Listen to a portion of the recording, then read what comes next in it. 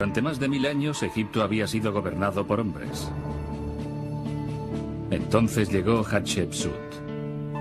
Era la hija de un rey y la esposa de otro rey, pero eso no le bastaba. Esta es la historia de un logro increíble, de un deseo secreto y de una encendida ambición por ser rey. Esta es la historia de una mujer que quiso conseguirlo todo. Hay un misterio acerca de Hatshepsut que empieza aquí, en el templo de Deir el-Bahari, situado en la orilla occidental del Nilo, frente a Tebas, la antigua capital de Egipto. Hace 170 años, un joven francés llamado Champollion llegó a este vestíbulo.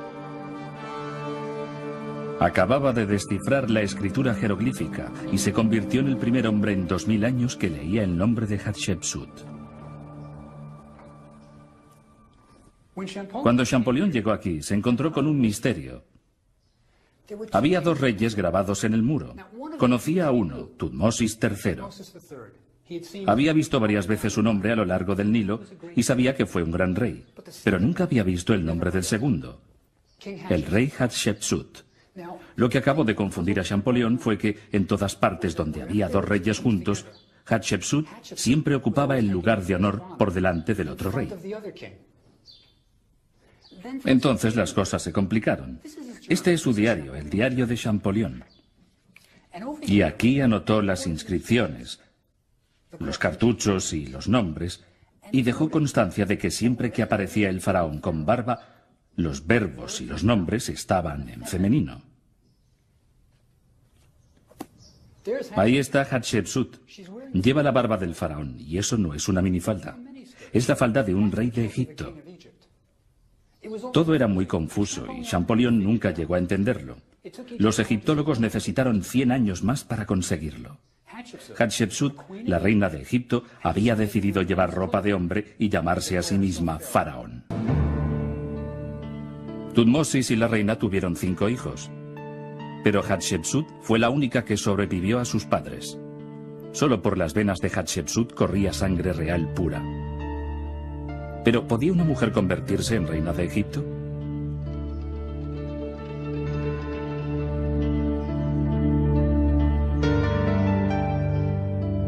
Elegir un faraón era complicado, y a menudo implicaba intrigas y luchas por el poder. Era el tipo de asunto que se decidía en los cerrados confines de un palacio construido con ladrillos de adobe. En el antiguo Egipto no había ninguna palabra para designar a la reina. Lo que realmente dicen los jeroglíficos es esposa del gran rey. En un momento determinado, solo había una esposa del gran rey, pero por debajo de ella había esposas menores y concubinas. Y todas esperaban que algún día uno de sus hijos fuera el rey de Egipto. Hatshepsut pertenecía a la realeza. Debió de crecer en un palacio parecido a este. Muchas mujeres, muchos niños, muchas habitaciones y muchas intrigas. Era indudablemente brillante, y habría sucedido a su padre de haber sido un chico. Pero los hijos de la esposa del gran rey vivieron poco, por lo que la línea de sucesión no estaba clara. En una situación así, el hijo de una esposa menor podía convertirse en faraón de Egipto.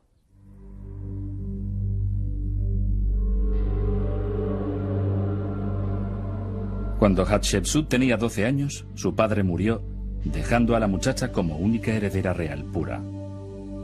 Pero en Egipto hacía falta un rey. Por ello, Hatshepsut se casó con su hermanastro Tutmosis, llamado así a causa de su padre. El muchacho solo pertenecía a la realeza a medias, puesto que era hijo de una esposa menor, por lo que necesitaba a Hatshepsut para poder reinar. Tutmosis II contaba unos 20 años de edad cuando se casó con Hatshepsut y gracias a esta unión, aquella muchacha de 12 años se convirtió en reina de Egipto. De Tutmosis II pueden decirse pocas cosas positivas. Su momia sugiere que no era el tipo de hombre por el que suspiran las mujeres. El marido de Hatshepsut era un hombre enfermizo, frágil y poco musculoso. Murió cuando solo contaba unos 40 años. Se había quedado calvo y su cuerpo estaba cubierto de llagas. No construyó grandes monumentos ni levantó obeliscos dirigidos al cielo. Tampoco conquistó tierras extranjeras. Parece que se quedaba en palacio cuando el ejército salía de campaña. Realmente no se parecía en nada al padre de Hatshepsut. Lo mejor que se puede decir de su reinado es que fue tranquilo. Esto debió ser un gran cambio para Hatshepsut, criada en un palacio donde la norma eran los grandes hechos y las innovaciones audaces. Ella y Thutmosis tuvieron solo un descendiente, una niña llamada Neferure. Cuando Thutmosis murió, Hatshepsut llevaba 20 años casada con él. Debieron de ser 20 años muy largos. Pero por fin era libre. Tenía 32 años y era madre de una muchacha. Además, era reina de Egipto y estaba en la flor de la vida. Ahora mostraría al país lo que podía hacer la hija de un gran rey. Emprendió el programa de construcción más ambicioso que ninguna reina había llevado a cabo hasta entonces.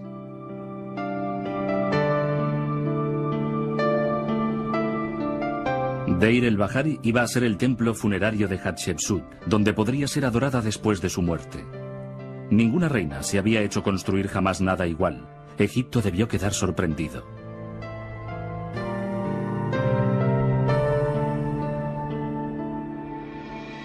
Situado en la montaña tebana, su línea clara y recta le hacen destacar del escarpado fondo. Probablemente es el templo más hermoso construido en el antiguo Egipto. En los siglos anteriores, los faraones habían estado ocupados con la guerra haciendo frente a sus enemigos. Esta fue la primera construcción importante levantada desde los tiempos del desorden.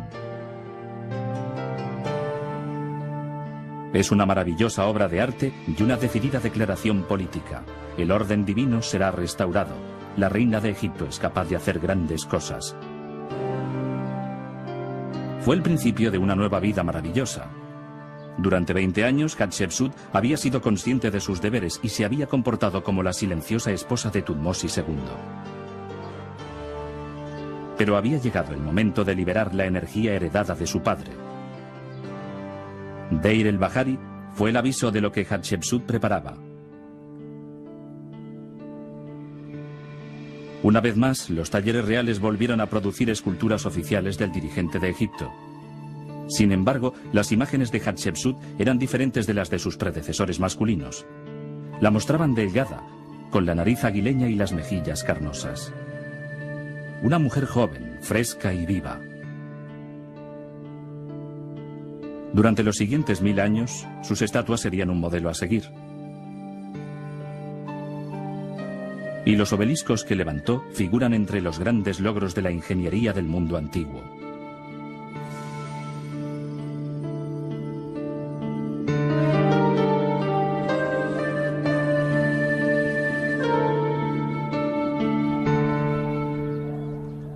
Los obeliscos son agujas monolíticas que se clavan desafiantes en el cielo. Hatshepsut estaba especialmente orgullosa de los que erigió en el templo de Karnak. Los 2 obeliscos levantados por Hatshepsut se completaron en tan solo 7 meses, y la reina dejó constancia de su transporte hasta el templo de Karnak en los muros de Deir el-Bahari. Los obeliscos se trasladaban sobre trineos hasta la orilla del río, y se colocaban en una barcaza. Debía de ser un espectáculo increíble. En sus obeliscos, Hatshepsut escribió estas palabras. Los hizo ella como homenaje a su padre Amón, señor de Tebas, que domina Karnak. Construyó para él 2 grandes obeliscos de granito imperecedero del sur. Sus cúspides de electrón, el mejor de cualquier país, son visibles desde ambos lados del río. En solo 7 meses talló 2 obeliscos, los trasladó a 250 kilómetros y los erigió en el templo de Karnak, solo con abundante mano de obra. El obelisco definitivo de Hatshepsut es el que quedó inacabado en la cantera de Asuán. Pesa casi 1000 toneladas, 3 veces más que los otros obeliscos. Pero ello no amedrentó a la reina. Confiaba que podría tallarlo, trasladarlo y levantarlo. Pero se partió mientras los obreros lo estaban separando de la roca y tuvo que ser abandonado.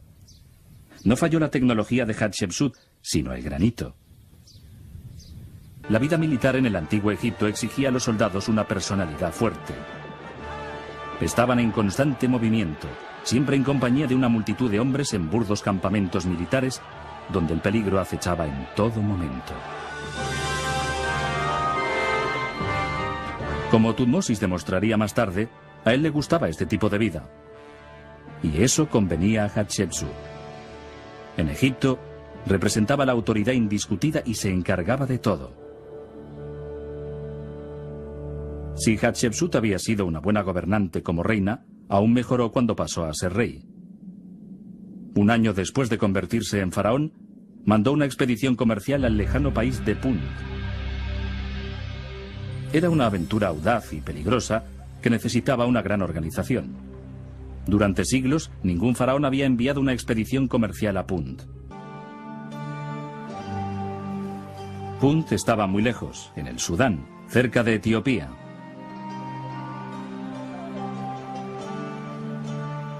La expedición era una gran aventura, y Hatshepsut dejó constancia de todo en los muros de su templo.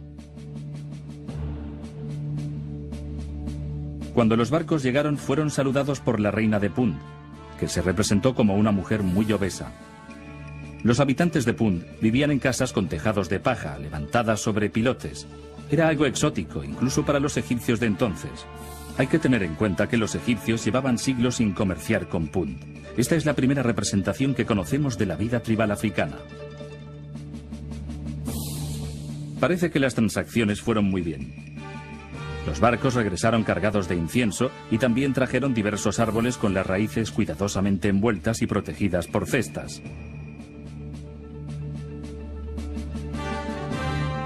Una expedición a Punt no era una empresa fácil, y solo podía llevarla a cabo un país próspero y bien gobernado. Pero así era el Egipto de Hatshepsut.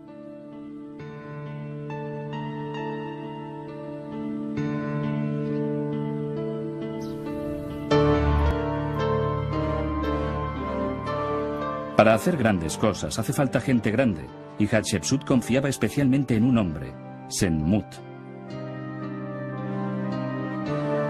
Senmut era el tutor de su hija y fue elevado al cargo de supervisor de las obras reales. Hatshepsut lo conocía muy bien, por ello le había confiado a su única descendiente.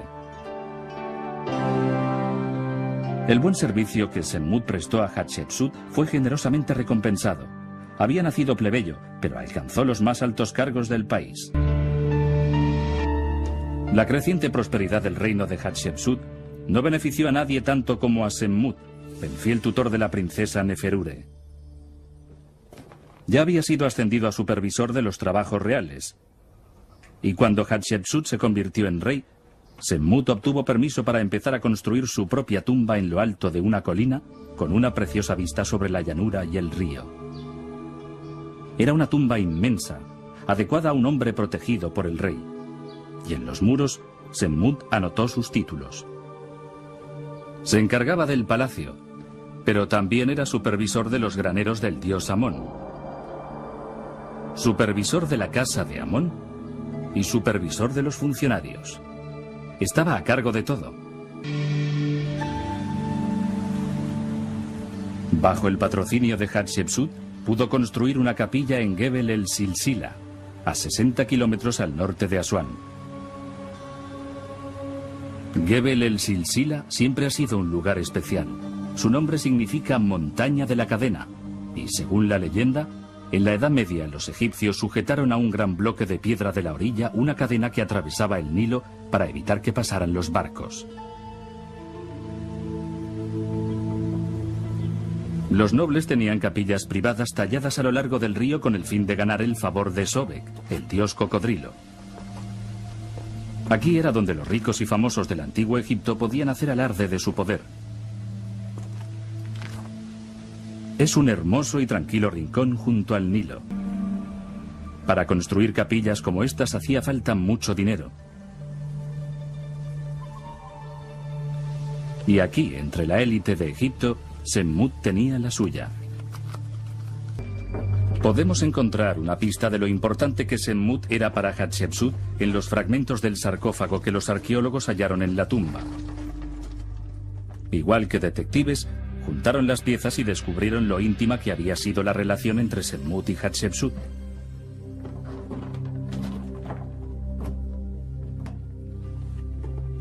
Ella le había dado su propio sarcófago para que fuera enterrado en él. El sarcófago tenía forma de cartucho, el óvalo que rodeaba el nombre de los faraones. Las inscripciones, que inicialmente se referían a una mujer de la realeza, habían sido alteradas y hacían mención a uno de los títulos de Senmut, el de supervisor de los graneros de Amón. Hasta entonces ningún plebeyo había sido enterrado en un sarcófago real. Senmut debió de ser muy especial para la reina.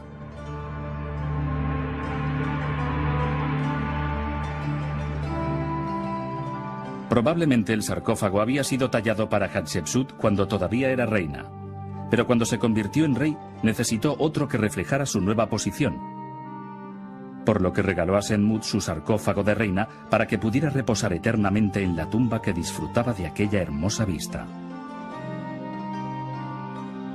Teniendo en cuenta la privilegiada posición de Senmut en la corte de Hatshepsut, todos sus títulos, la capilla de Gebel el Silsila, el regalo del sarcófago y la gran tumba con su privilegiada situación, muchos estudiosos han sugerido que Senmut y Hatshepsut podían haber sido amantes. Eso explicaría por qué Senmut permaneció soltero toda su vida, lo que era muy poco frecuente en el antiguo Egipto. Así que la suposición no está fuera de lugar. Pero si fueron amantes, tenían que haberlo sido en secreto. Él era un plebeyo y ella ostentaba el gobierno de Egipto. ¿Pero tenemos alguna prueba de su relación íntima? Los obreros que construyeron el templo de Deir el-Bahari nos dejaron una pista de lo cerca que pudieron estar Hatshepsut y su favorito Senmut. Los hombres trabajaban bajo los rayos del sol y después podían descansar en la sombra que proporcionaban las tumbas inacabadas que perforaban las colinas. Mientras daban cuenta de su comida, frecuentemente dibujaban en los muros. Parece que uno de los obreros no estaba contento con su patrón, Senmut, y dibujó una figura que lo representaba con su gorro de capataz haciendo el amor con una mujer que llevaba lo que parece ser el tocado del faraón. No solo lo sospechaban los obreros. Más de un egiptólogo ha sugerido que Hatshepsut y Senmut fueron amantes.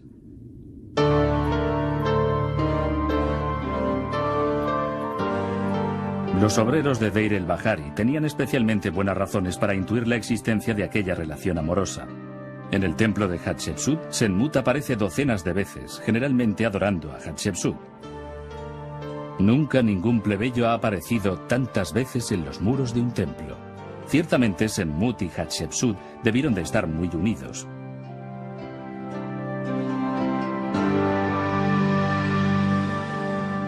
La figura de Hatshepsut recibió un tratamiento poco favorable por parte de los primeros egiptólogos, hombres que pensaron que era imposible que una mujer pudiera hacer grandes cosas por sí sola. Herbert Winlock, que excavó Deir el-Bahari en 1920, creía que Senmut era quien mandaba desde detrás del trono, dirigiendo el curso del reinado de Hatshepsut. Refiriéndose a Senmut, Winlock dijo: «Debió de ser un maquinador, si no un auténtico instigador, porque no se comprende que aquel reino pudiera tener éxito sin la asistencia de un buen administrador». Winlock lo entendió al revés. Senmut necesitaba a Hatshepsut, reina de Egipto, para progresar en su carrera. Ella no le necesitaba a él, pero es este tipo de prejuicios lo que llevó a los egiptólogos a interpretar que Hatshepsut, por ser una mujer, era pacifista. Hatshepsut no era una pánfila que solo se encargaba de los muebles de palacio.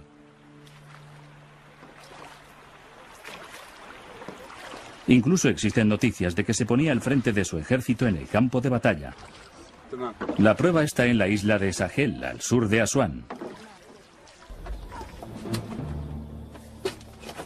Como mínimo, hay un testigo ocular de las proezas militares de Hatshepsut. Se trata de uno de sus tesoreros, que fue a una campaña militar en Nubia, probablemente para controlar los gastos y el botín que conseguían. Al regresar, se paró en la isla de Sahel.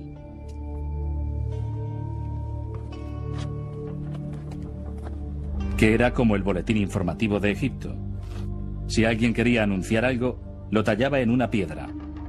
Y estos mensajes iban a permanecer allí durante miles de años.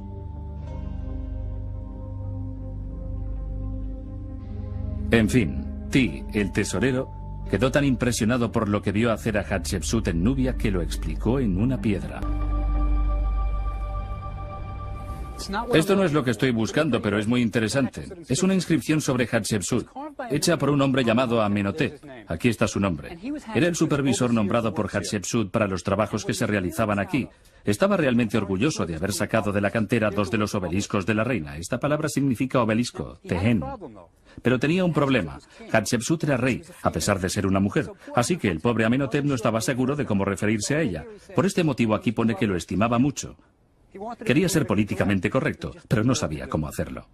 Como dije, la inscripción fue tallada por el tesorero Ti, cuyo trabajo consistía en vigilar el botín que el ejército se llevaba de Nubia. Dice que Hatshepsut estaba con el ejército en Nubia y que derrotó a los nubios.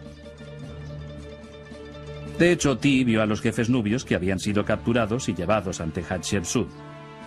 Hatshepsut no era pacifista, era la reina de Egipto y podía hacer cualquier cosa.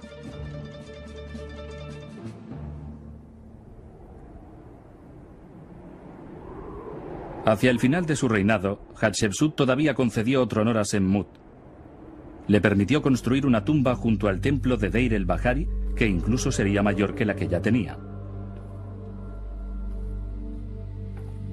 Que la tumba de un plebeyo estuviera dentro de los límites de un templo real era algo extraordinario. Pero como hemos visto, Senmut no era un plebeyo cualquiera.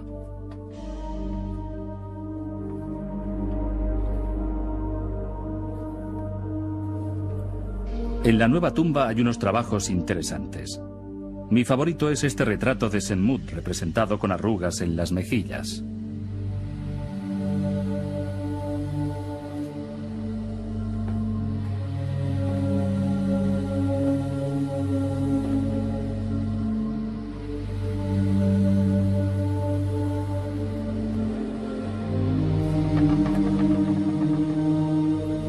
Este es el primer techo astronómico de la historia.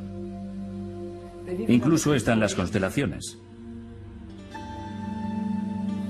Después de Senmut, los faraones del Valle de los Reyes lo copiarían. Es realmente bueno.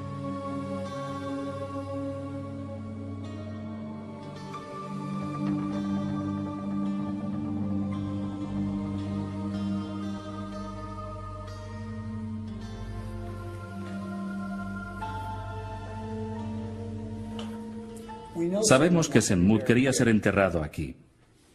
Cubrió las paredes con fórmulas del libro de los muertos e hizo una petición. Oh, tú que estás en el mundo de los vivos, seas escriba o sacerdote, recita las fórmulas mágicas para Senmut, el servidor de Amón.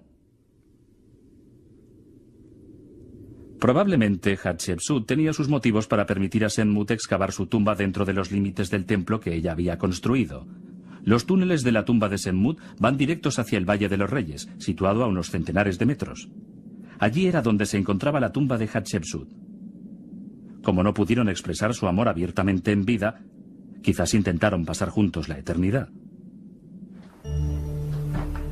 Y como veremos, parece que lo consiguieron.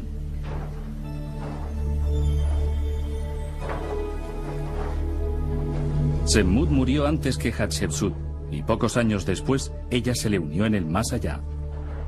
Su tumba, al otro lado de las montañas, es una de las más extrañas del Valle de los Reyes.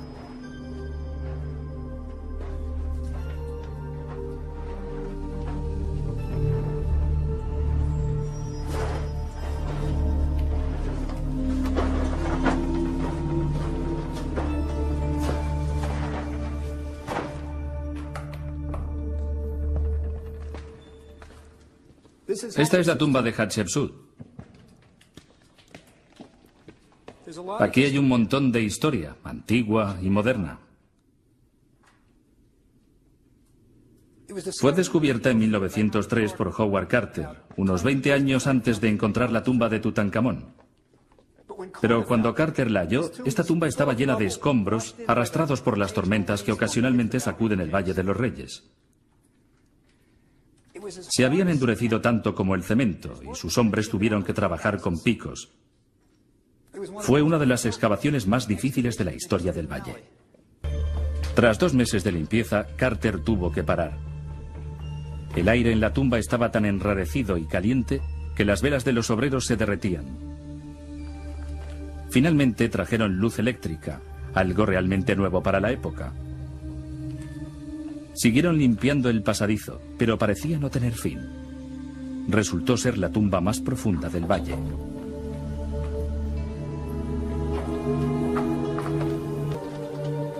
Cuando empezaron los trabajos, los obreros de Hatshepsut encontraron una piedra de mala calidad, inadecuada para tallar la decoración de los muros.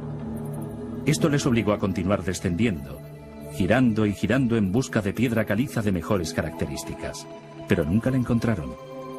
Carter finalmente llegó a la cámara funeraria, donde halló 2 hermosos sarcófagos de cuarzo rojo. En uno había inscripciones relativas a Hatshepsut y en el otro a su padre. La reina había hecho abrir la tumba de Tutmosis I y había llevado la momia hasta la suya para enterrarla de nuevo. Tanto en la vida como en la muerte, Hatshepsut quería tener hombres fuertes a su lado.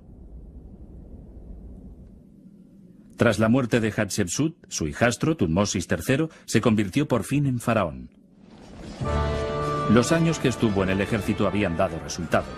Fue uno de los mayores héroes militares de la historia de Egipto. Durante los 33 años que reinó, dirigió personalmente 17 campañas militares. Palestina y Siria fueron conquistadas, y Tutmosis se dirigió hacia el norte, cruzando el Éufrates hasta entrar en el actual Irak. El nuevo rey pudo realizar tamaños movimientos militares porque Hatshepsut había mantenido el ejército operativo.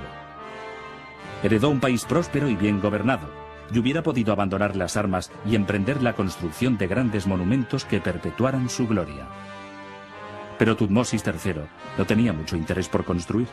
Parece que se sentía más cómodo liderando a su ejército, y ello bien puede explicar su relación con Hatshepsut. Mientras ella reinaba, él era probablemente muy feliz haciendo vida militar.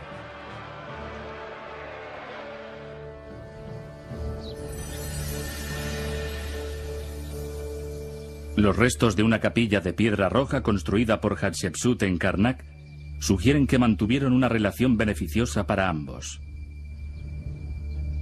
Los bloques que esperan ser reagrupados por egiptólogos franceses llevan tanto el nombre de Hatshepsut como el de Tutmosis. Y aparecen juntos como cogobernantes, no como competidores. Pero cuando Tutmosis llevaba 20 años de reinado, tuvo lugar un profundo cambio. Fue cuando la capilla roja de Hatshepsut fue desmantelada.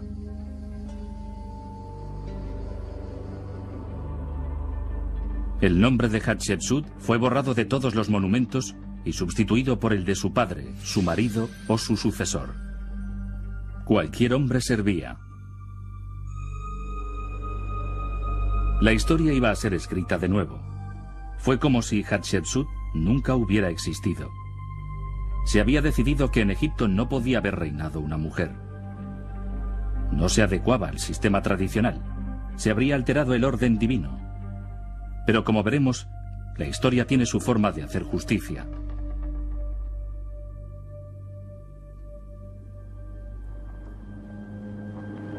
Hacia 1870 se produjo un descubrimiento arqueológico de gran importancia. En una sola tumba se encontraron más de una docena de momias reales. Ya en la antigüedad, el Valle de los Reyes se había convertido en un lugar inseguro y las momias de varios reyes y reinas de Egipto fueron reunidas y enterradas en un refugio. Descubiertas por las autoridades egipcias, las momias se trasladaron rápidamente al Museo del Cairo.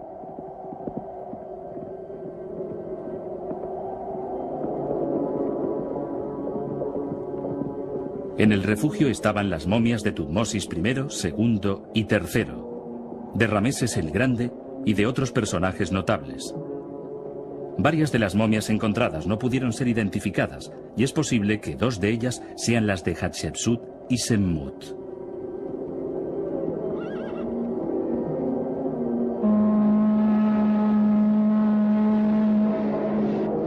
Entre los objetos hallados con las momias hay una caja con el cartucho de Hatshepsut tallado en ella.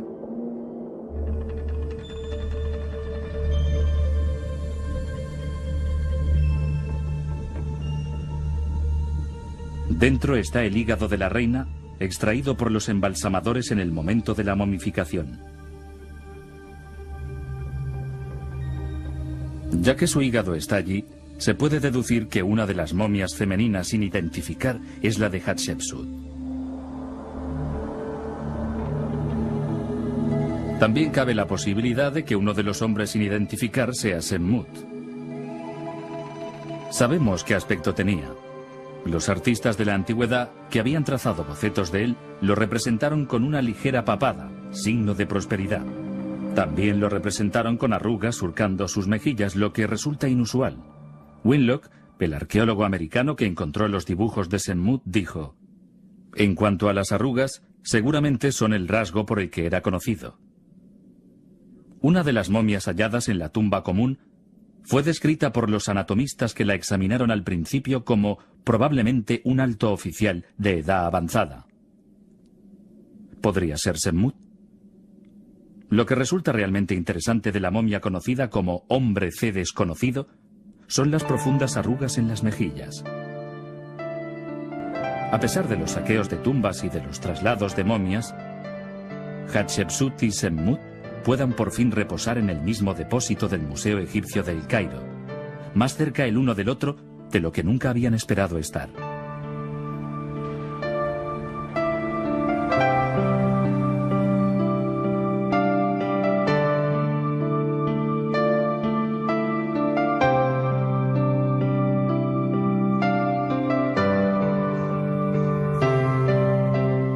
El reinado de Hatshepsut fue un gran éxito en todos los aspectos. La reina inició audaces expediciones comerciales, llevó a cabo monumentales proyectos de construcción y emprendió victoriosas campañas militares. Fue una época de prosperidad para Egipto. Sin embargo, el nombre de Hatshepsut fue posteriormente borrado por el mismo hombre que ella preparó para sucederle. ¿Por qué, después de 20 años, Thutmosis III intentó destruir el recuerdo de Hatshepsut? Seguramente no fue por venganza, como algunos han sugerido. Es más probable que tuviera que ver con la noción del orden divino propio del antiguo Egipto. El concepto de realeza admitía que los faraones fuesen muchas cosas: guerreros, constructores, diplomáticos, administradores. Pero no podía permitirse que quedase constancia de que una mujer había sido rey. Parece que el único delito que cometió Hatshepsut para ser excluida de la lista de reyes de Egipto fue ser mujer.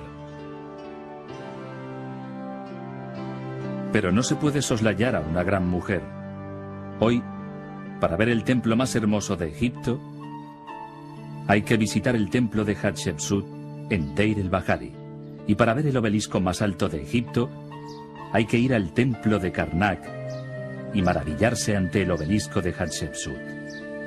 Casi como si hubiera podido predecir el futuro, Hatshepsut hizo escribir: aquellos que vean mis monumentos en los años futuros y hablen de lo que he hecho, no digan que esto no existió o que fue presunción. Antes, al contrario, digan cuán propio de ella fue todo.